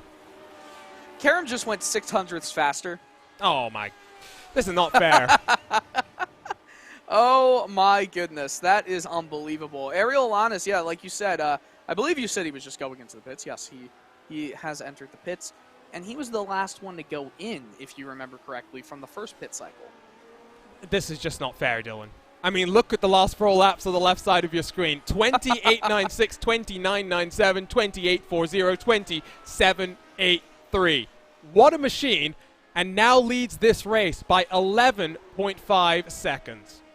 That HyperX slogan, we're all gamers, well, that's true. Sage Karam is more than a gamer, I must say. Sage Karam was a man on the mission from the very jump. I mean, here's DJ Clark to the inside of Sirwa. These guys, a battle of the red Lotus 79s in through turn 2. DJ Clark up into 12th, but of course, they will cycle down onto pit road. What can you say about Karam? I mean, I said it slightly earlier. He was a race away from Lionheart history. 4 victories in a row in the Retro Series. The only reason that he had to step aside, Dylan, was real-world commitment announcing his ride for the upcoming Indy 500. So, I mean, no big deal. No big deal. It could have been so different. But now second place in the championship. Taylor will finish in 29th. Probably going to have to use one of the drop weeks that he is allowed to use. It's Karam who will be back to the top of the championship standings. So Karam, if he did win at Pocono, which he did not, he finished 15th, would he have broken the record even though he had to miss a race? Ooh, that's... By the way, DJ Clark just, he has found himself a new world. he's found himself an alternate line to take as well. I think the answer to your question there is it's actually Clark trying to find a way onto pit road as well. The answer to your question is we need to ask the Lionheart history keepers there, because they'll be the ones to actually tell us if it would count as a consecutive winning streak. My suspicion would be yes. Let's take a look here for Clark. Ooh, not coming down onto pit road. He's sideways even before then. Slightly aggressive, and I think maybe just realizes the smartest thing to do is shortcut the pit entry and come down for the final time today. Let's pick up some of the other battles. Snyder has gone on past Roberts, so that's 9th and 10th cycling themselves through. Waiting for Sage Cameron and Richie Hearn to come down onto pit road, because they'll, of course, Dylan, be ones that we're watching in comparison to Aaron Morgan. Richie Hearn the last couple of laps has been faster than Morgan. Is Hearn going to do the overcut here? I mean, why not? He may as well, right? He wants to have a shot here at getting past Aaron Morgan, so it's not necessarily a bad idea to do that, Arjuna. And you know what? I think they can go to lap 41, Karam, Hearn, on this current strategy that they're on. I think, because they went in at the end, I believe, of lap 20. Sorry, Dylan. I know you're talking about something very important. I've just been shocked by what I saw on my timing screen. 1:20.622 from Sage Karam. He is almost, let's put that into comparison, into line here, into the rest of the field. Richie Hearn at 1:21.425, 0.8 of a second slower than the race leader. Do you want to? How are we going to put this into words? Sage Karam is good. Oh, he's gone one better as well. What's he doing? A 1:24.70. I am losing my mind at the pace that Sage Karam seems to have. He's remember the Glen? He's magicking it just out of nowhere. I don't know how he does this, Dylan. You remember at the Glen? He just kept churning out best lap after best lap. Oh, my goodness. You think this is going to be another? He's even dealing with traffic right now. Lap down, lap down, lap down, lap down. What a machine. I mean, this would be, if he can hold on here, and I'm knocking on the wood to make sure I'm not putting the RaceSpot.tv commentator's curse down onto Sage Karam. 15th Lionheart Retro Series career victory. I mean, he wants a championship. He just needs to show up, I think, for enough races this season and make sure that he has this level of performance, because what's it going to be this time around? He's tucked up behind Malone, but in through turn 10, he's going to be given the run, and I tell you what, let's watch this lap time. I don't think he's coming in. Doesn't look like he's setting up for it. No, he's going to come through turn 12, 111 and counting. Can he go better for the third lap in a row? You're going to lose it if he does. I'm going to lose my mind. I don't think he will. He's going to do it. He's going to do it. He did it. Oh. No, he didn't. He didn't. My voice is saved. My mind is saved. But that's only because he had Malone, I think, as some traffic there, and I don't think he caught him in the optimal range. Gap, though, 13.6 seconds back to Richie Hearn. More importantly, I don't know if Hearn has been setting the timing screens alight the last couple of laps, Justin. Morgan might still, excuse me, not Justin, Dylan. Morgan might cycle out in front of Hearn this time. I was like, Justin Morgan, do we have a Justin on track? Hey, no, you're confusing me. It is all good, my friend. No, Richie Hearn is definitely not setting any times that are something to behold at. 1:21.2 his last lap. Aaron Morgan's last lap, though, in traffic was a 1:21.559. So he's going slower at the moment. But as for comparisons of their last few laps, I'd be curious to see exactly what it was. I have a feeling Karam's going to come down this time around, working lap 40 of 51 into the closing stages of this race. Yes, here he comes. Down onto the lane is the race leader. 28 positions gained. Just has to make sure he doesn't speed on pit road this time around. Carefully into the box comes the Coanda Simsport driver representing the Raven Motorsports Black Team organization in this competition. Up on the jacks he will go. Of course, an awful pit box in this situation because qualified at the tail end of this field. As he rolls off the jack, let's put this into perspective. Richie Hearn is not even in the pit road just yet. Seriously? Well, Oh my goodness. that's because actually I thought Richie Hearn, from the speed that he was on my timing screen, was coming down onto pit road. Just his internet connection giving me a bit of confusion there. Hearn and Reagan staying out one extra lap, Dylan. Yeah, Richie is, if he was putting down the quickest laps, I would say Hearn is going so fast his internet can't even keep up with him. Although the joke doesn't work out as well when it's Sage Karam putting down the laps that he is putting down right now. The gap between Karam and Morgan, that's the one that I'm curious about. 14 seconds coming in through turn 2 for Morgan. So Richie Hearn is going to feed out right into the path of the 48 car here, Dylan. This is going to be an exciting fight to the end of the race. Yeah, this is probably the fight to look at for the end of the race to see exactly what happens. Hearn, you have to expect him to go in this lap. I mean, it is lap 41. We were saying that this is probably, yep, he's going in right now. So we'll see exactly where Morgan is as he enters pit lane. Aaron Morgan is going up Lukey Heights right now, so I don't know. I think Morgan's got him here. Let's see what the pit stop time will be, though, for Hearn, because, of course, he only has to pit for 10 laps of fuel. Reagan in the purple and silver comes in behind him as well. The two teammates, this is the important stop they cannot afford to make a mistake in. Hearn carefully into that lead pit box. 3 seconds stationary and counting. Here comes Morgan working his way in through turn 12. And across the start-finish line he goes. There is Hearn. There's Morgan. Morgan's already up to speed. He's going to slot in just in front of Hearn, I do believe. No. Oh, will he? No! Coming in through turn 2, Morgan's tucked up right behind. He's already up to racing speed, though. 10 laps to go to decide second place. Well, I didn't expect that at all. Richie Hearn from the overcut disappears, reappears, and he is still, amazingly, no Houdini trick. He stays right where he is. But he goes wide. Incredible. I was so curious as to how that would play out. They're side by side heading into Siberia. Morgan supremely confident. Morgan into second as well. Oh, what a wonderful move that one was, Dylan. And just taking advantage of Richie Hearn coming up to racing speed. Yeah, and coming up to that cold-tired Richie Hearn as well. That's going to obviously hurt his performance, but Morgan coming around the top of the track into turn 10, keeps it smooth. He needs to take advantage of the fact that he's already up to racing temperature in the rubber. I think David Sirois has had an unfortunate tumble through the grass, not the first time today. He's down on pit road. That might be day done for the VAR Motorsports machine that started on the front row. It's going to be close, though, between Hearn and Morgan here. Hearn's going to have to do something special, I do think, to get this move done, but closing stages of the race, how desperate is he going to be here, Dylan? One more podium on the grabs for Richie Hearn. My goodness, you know, he still has a podium in his sights if he just stays in third as well. So that question is going to be important. Well, we've been so enthralled by the action here today. We haven't stepped aside for any commercial breaks. We're going to do that here very quickly in the closing stages. Don't go anywhere, though. The conclusion of this race right after these messages.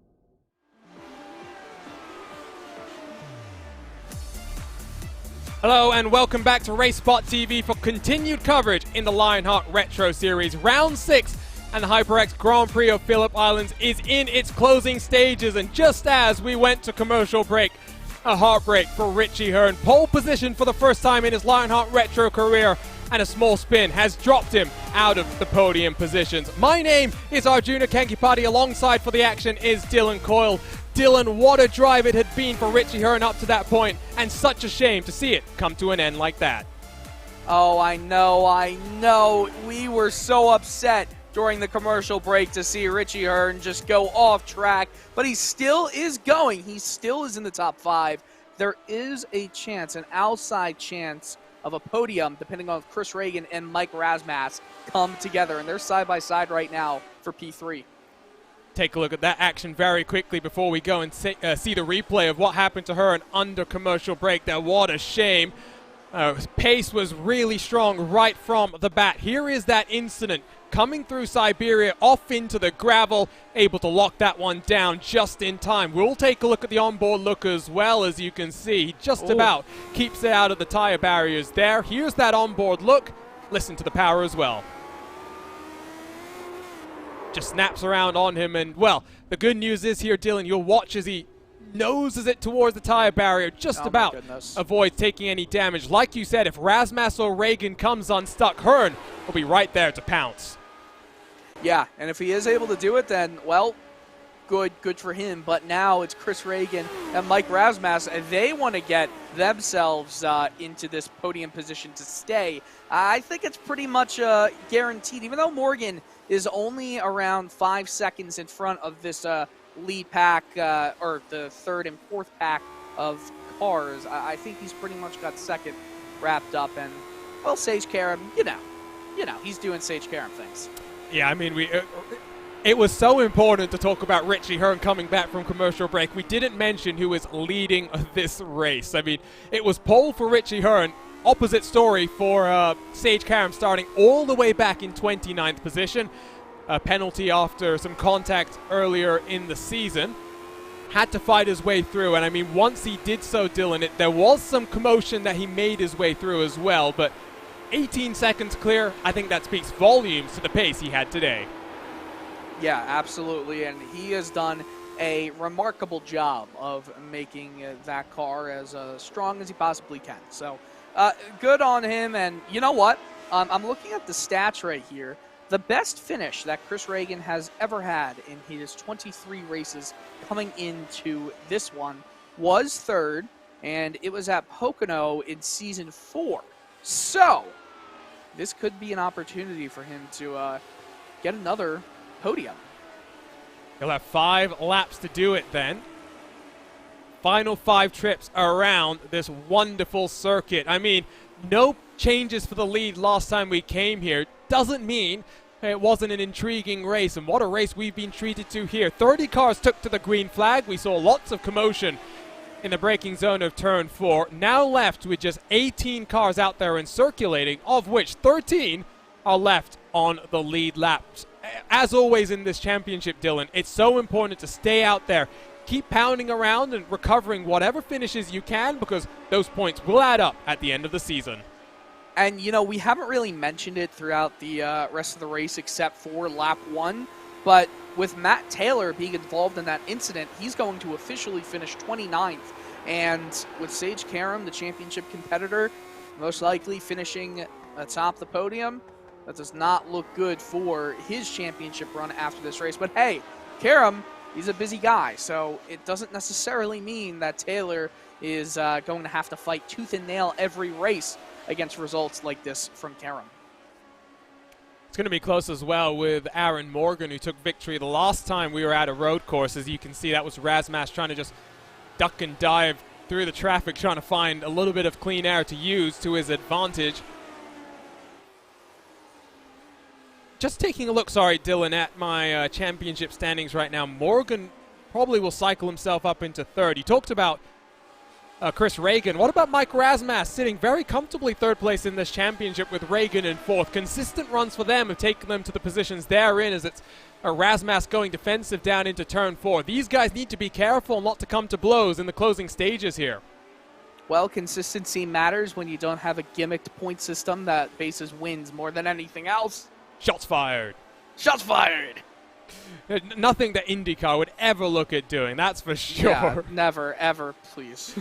Please, yes, please indeed. It will be 3 laps to go at the line, and it's Sage Karam coming across the start-finish line right now to begin the last 7 and a bit miles here in Phillip Island. What a trip he's, I'm sure, enjoyed to the virtual Australia. Now all eyes focused on the month of May and what's coming up ahead. Qualifying for the Indy 500, 35 entries means 2 cars will be bumped.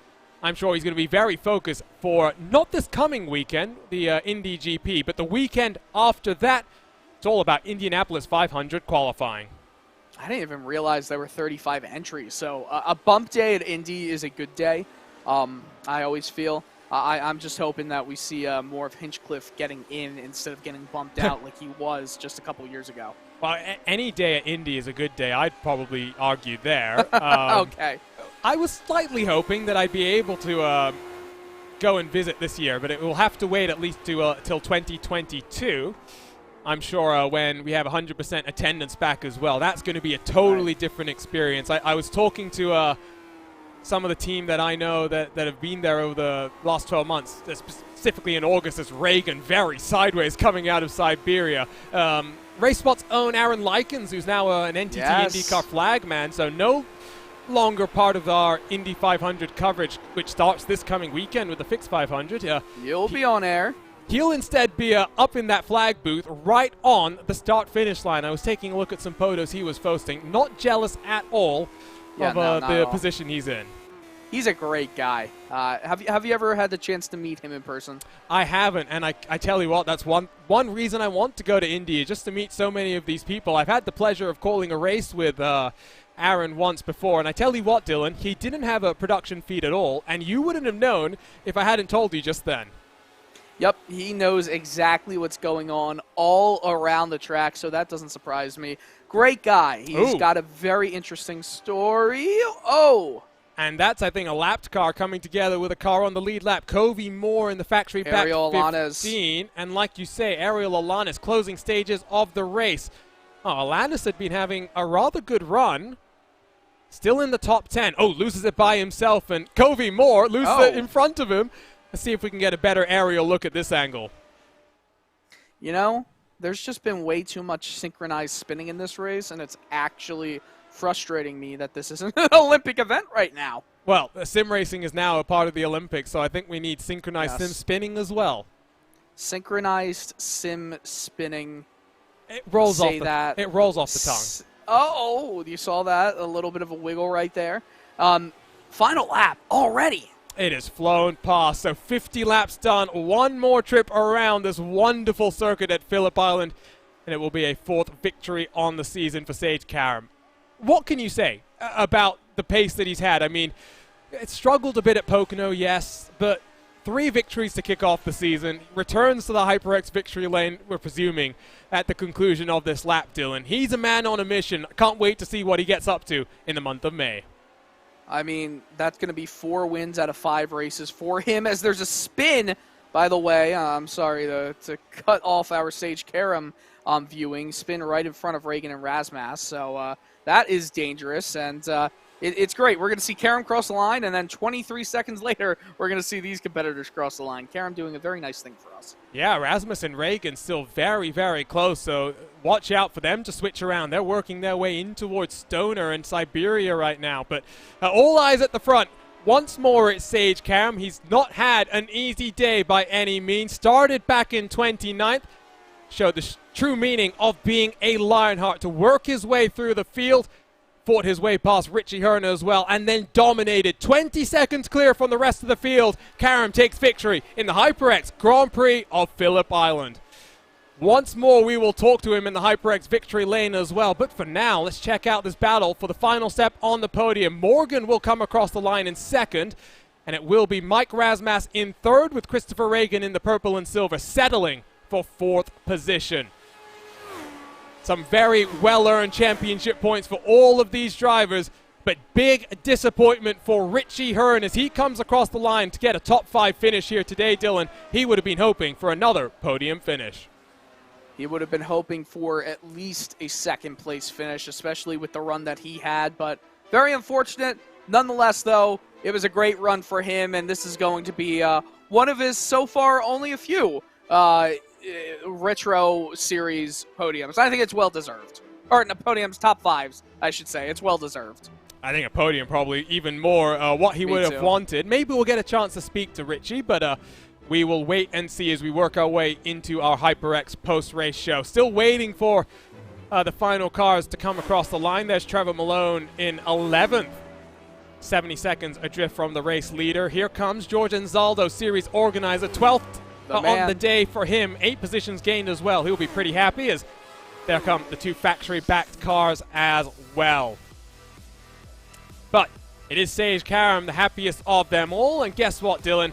He's about to burn the house down with some well-earned donuts. He's looking like, well, I was going to say he was looking like me with some of these donuts. Not exactly the most experienced with me. He's going to hit the wall. Just about keeps it out, though. I thought I was going to actually be able to say that me and Sage, that Sage and I did something very similar. Oh, look at that shot, though. What a shot. That's sick. That's some better donuts. It took him a few minutes to find the optimal position, Dylan, but there we go. He's showing us. Hit the wall, hit the wall. You're hoping. He's going to do it. You're He's hoping. going to do it.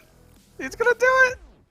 Get that super. No, he's not going to do it. Let's see if we can get that super close-up shot. Don't think we can because, of course, the start-finish line is not flat. It is very much up and down. And there we go. Engine expires.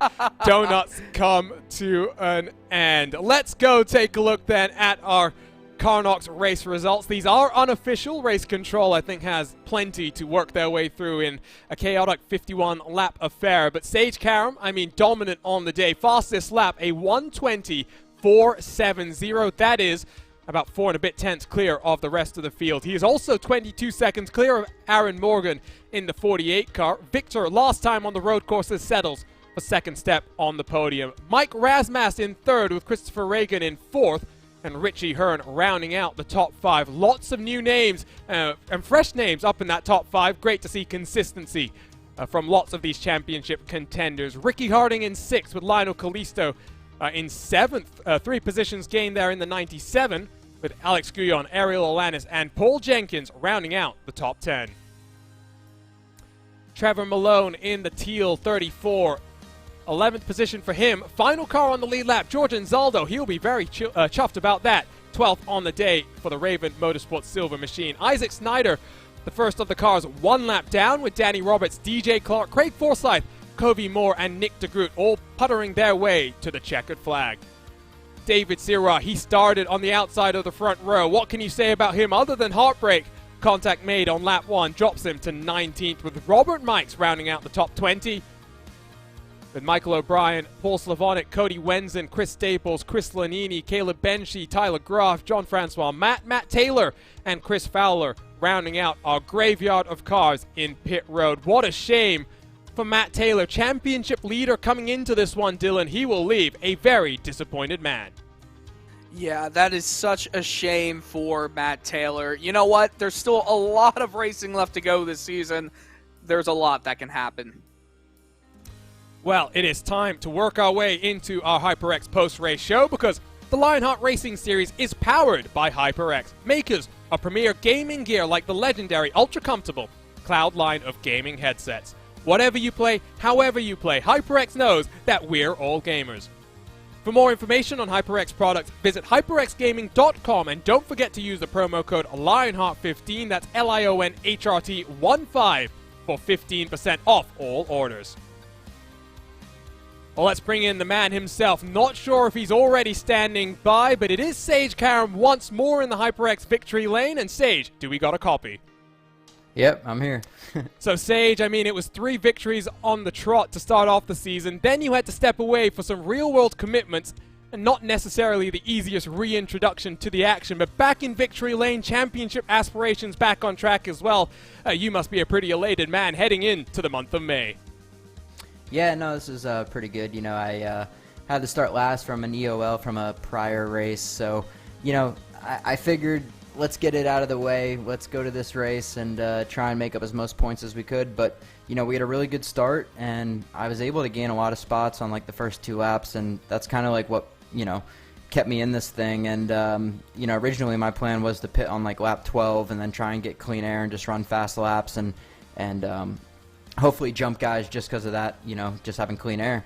But once I got up towards the top 10 pretty quickly, I was able to just be able to go on the same strategy as them and you know, just run quick laps and not make mistakes, and was able to grab the lead. You know, guys like Richie and Morgan, you know, they're really good drivers. So it was hard, you know, to get up there. And then once we got up there, we were able to break the draft and just kind of do our own little thing and put our head down and turn some quick laps. So really happy about that. You know, like you said, I got May coming up, so I leave on Sunday and I won't be around. But, you know, like I said earlier in the year, you know, I want to win this championship. I think I'm not going to be running much IndyCar stuff for a bit. You know, I'm taking a little break from that as far as the Lionheart IndyCar stuff is concerned. But I want to really focus on this and try and go for the championship.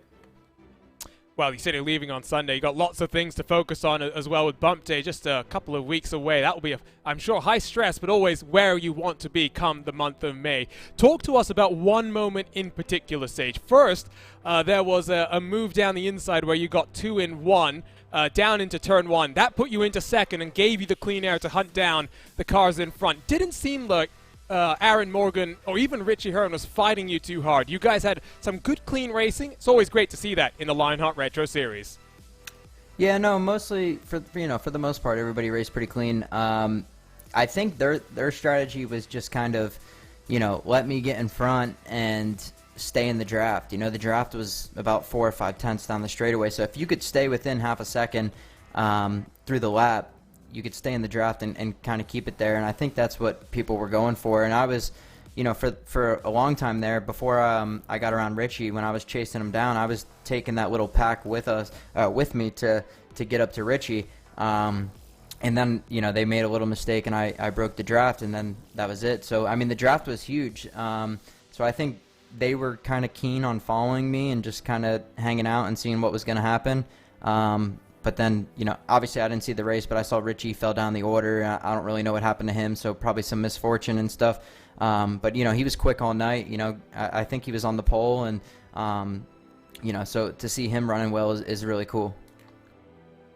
And we've kind of danced around the topic. Let's talk about the month of May now, Sage. You must be thrilled. You say you head out on Sunday.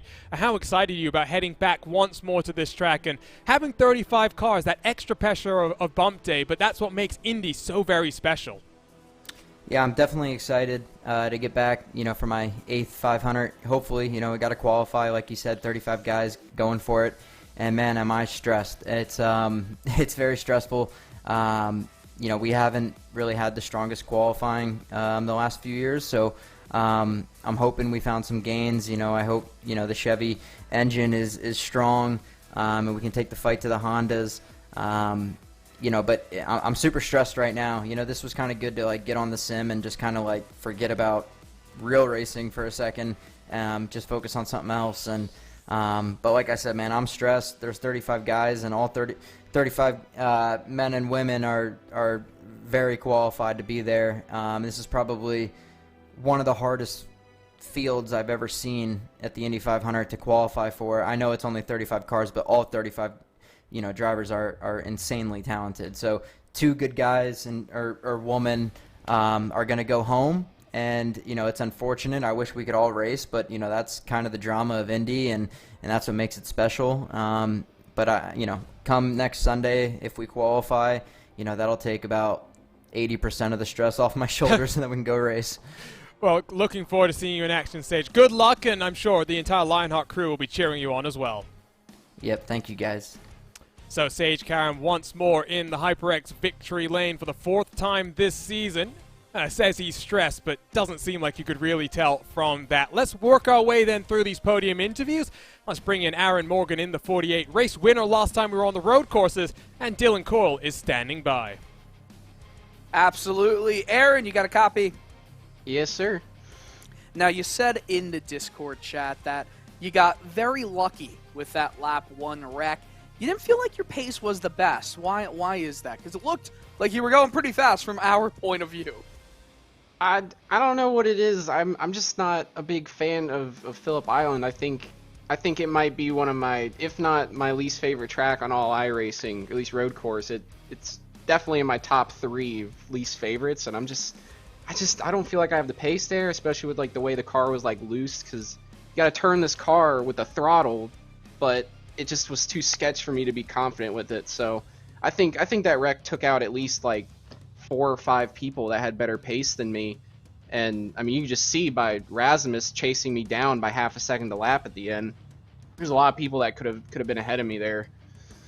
Well, seeing the best lap time, you finished 4th out of all of the top times in the race. So you feel like you did have good pace, but is that you feel like just because you put up such high standards for yourself? But yeah, I definitely have some high standards, but the fastest lap time probably came because of a good draft at somewhere or the other. But I do have like a really high standard now that I've gotten these podiums. I've won a race on a road course. I like being that guy. Like, obviously Sage is just in a league of his own ahead of us, but being the guy to finish best of the rest after him is definitely where I need to be, especially if I do want to try to win this championship, because, well, he might miss races with Indy coming up, and real life, you never know. So if I can keep finishing next to him, just right behind him, I'll be very happy. Yeah, so what's it like as a competitor seeing Sage, I mean, quite truthfully, dominate some of these races? What can you do? Is it almost disheartening? It is a little, because you know there's just like somehow he's running 20.5s, or like I think he was running mid-20s during that race, and I was I could barely get below a 21 at all. I couldn't get below a 21. So it's just insane. I don't know how he does it, but hey, I mean, it's a high standard. I have a high standard, but I don't have a high enough standard of myself to think I could beat him quite yet. Okay, fair enough. I feel like that would be most drivers in iRacing not being able to take the fight exactly the Sage. But is there anyone that you'd like to thank for how you did in this race with P2? I want to thank the DMLC Racing Channel, Mark Cohn. He's sponsored me this year. I'm so appreciative of it. I never thought I would ever get an actual sponsor in iRacing or a league or broadcast, anything like that. And just, one of our league sponsors, Track Racer, this is my very first race ever in my new Track Racer, and it feels pretty damn good, so pretty happy about that. Awesome. Well, congratulations on P2, and best of luck next time out at Mid-Ohio. Thanks, man. Absolutely. Arjuna? 6 positions gained for Aaron Morgan. He talks about the confidence he's getting from being the best of the rest. I mean, if you want to challenge Sage Karam, that might be what you need to do week in and week out. Final podium interview then. It is Mike Rasmus in the 68, and he's standing by with Dylan Coyle. Absolutely. Mike Rasmus standing by. You have a copy? I do, sir. Awesome. Great to hear it. You were chasing down Aaron Morgan near the end of that race. You felt like you could get it done? Yeah, I was pushing as hard as I could. I mean, I had Chris Reagan behind me who was in the draft, and he raced me really clean, and that's really fun. And I knew we were kind of both pushing to catch Aaron. I didn't know if he had damage or what was going on, but I was right on the edge the whole race, and I thought, if I could keep it in one piece and I finished behind him, that's okay. And that's kind of how it turned out, and pretty stoked about that considering the first lap. So yeah, so take us kind of on board with your view of the incident. What happened? Well, that corner's notorious for wrecks on the first lap, and pretty sure the same thing happened to me last year, either in the Lotus official series or something. But yeah, we're just braking for the corner, and it was kind of an accordion effect, and I got hit from behind, and I guess I got pretty lucky for damage-wise, because my pace was pretty good afterward, and I just had to rejoin and kind of start passing folks if I could. So in this race, you get a 3rd place finish. It comes after a very nice battle with Chris Reagan. You were talking about you appreciated him driving you hard but clean. do you feel like it's almost it uplifts you to know that in this series you can have some really great battles with drivers who are racing you hard, but again, clean? It absolutely does, yeah. When you have like Aaron Morgan is great. I love racing against him because I know we're both going to give each other enough room to compete against each other without going off track. And people like Ryan Otis as well. You know, I have a lot of respect for them as well. And so one of those things where I'd rather finish in 5th safely than race someone and crash out or something like that. So yeah, there's a bunch of guys in this league that race like that, and I think they know that I race that way too. And so when you're racing directly against them, you know you can kind of push it a little bit, and it's always really fun that way. What are you looking forward to about Mid-Ohio? I'm going to be honest, not a whole lot. That track is real hard, and we're racing the IndyCar and the retro car in that at Mid-Ohio, so I'm going to have to do a lot of practicing. Okay, fair enough. Anyone that you'd like to thank for your result? Yeah, I'd like to thank Graphics LC, it's Tyler, Graf, Mark Cohn, and George for the league. I always thank George and HyperX for giving us a lot of really good incentives to do well. Awesome. Well, thank you so much. Congratulations on P3, and best of luck at Mid-Ohio, Mike. Thanks, you guys. Absolutely. Arjuna, some great talks with all of the podium finishers. You know, this was a fantastic race. I'm happy we got a great race. We didn't know what to expect at Phillip Island. Well, no lead changes last year, and I mean, might have been the same way if Sage Karam had decided to stay away from this one. You heard the comment from him that he's going to take a couple of weeks off the IndyCar series, given how that campaign in 2021 has been going for him. No such issues here today. I really ultimately feel heartbroken for what might have been for Richie Herr in pole position. He has to settle for a top 5 here today. You know what? A top 5, it's not exactly what he would have wanted at the start of this race, but it's still a great result. You know, and you're racing against some of the best drivers of the Lotus 79 on iRacing's platform. To finish there, it's pretty awesome. Let's take a look at the schedule. You asked a couple of those drivers about Mid-Ohio. That will be at the start of June before our second Triple Crown event of the year. From the Indianapolis Motor Speedway, if I'm remembering correctly as well, that would be on a weekend. No, it's not. It's also on a Thursday night. So interesting call there. But we will be at the Brickyard. That will be a fun one. Kind of switching around the schedule now. We've gone, flipping back and forth between oval and road courses, Dylan. 2 back-to-back road courses.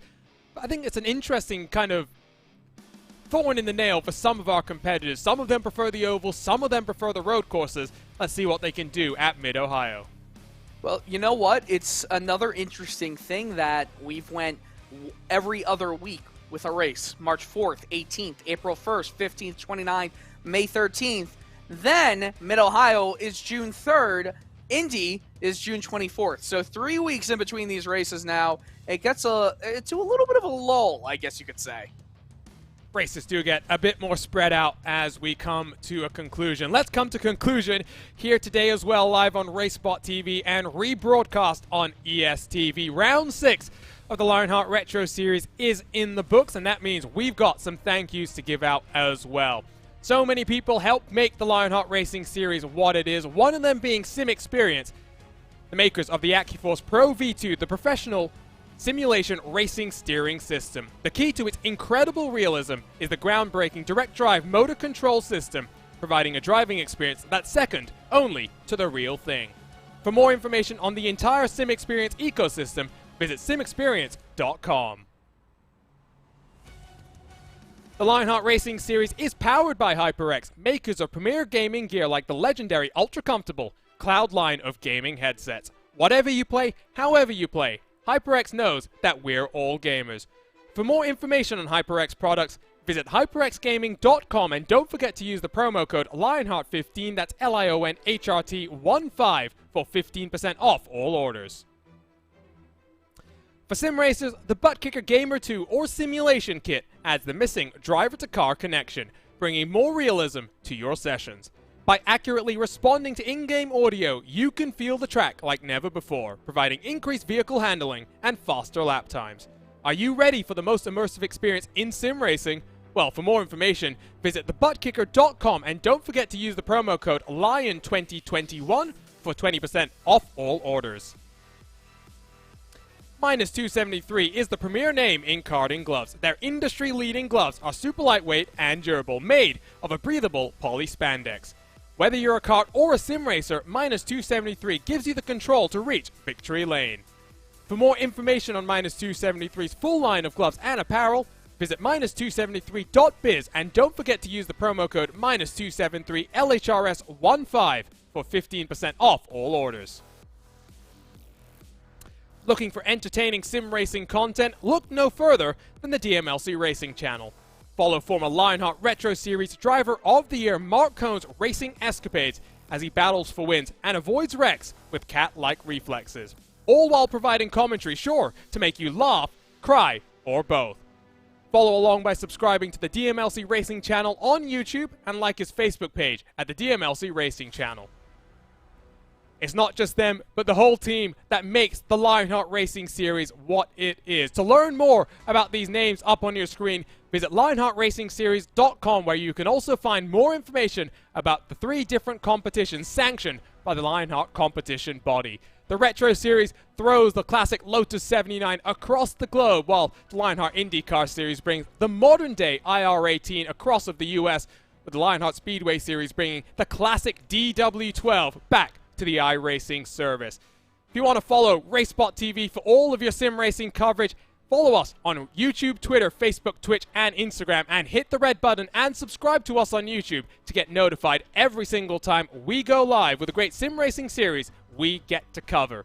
ESTV has you covered for your esports needs. Follow them on Twitter, Facebook, and Instagram to keep up to date with their programming schedule, while the Lionheart Series Facebook, Twitter, and Instagram accounts have the latest comings and goings in Lionheart competition. Time to say goodbye. We'll be off for the month of May, but lots of coverage coming here on racespottv. It starts this coming weekend with the 2nd annual iRacing Fix 500. Sage Cameron Victory Lane here today. He was in Victory Lane 12 months ago. Who will take the 2nd annual competition of the drivers? A week after that, the 12th annual iRacing Indy 500, and you can catch all the action live on RaceSpot.tv. My name is Arjuna Kankipati. I've been joined by the one and only Dylan Cole, with TV cameras provided to us by Istavan Ballo and TrackCams22.com.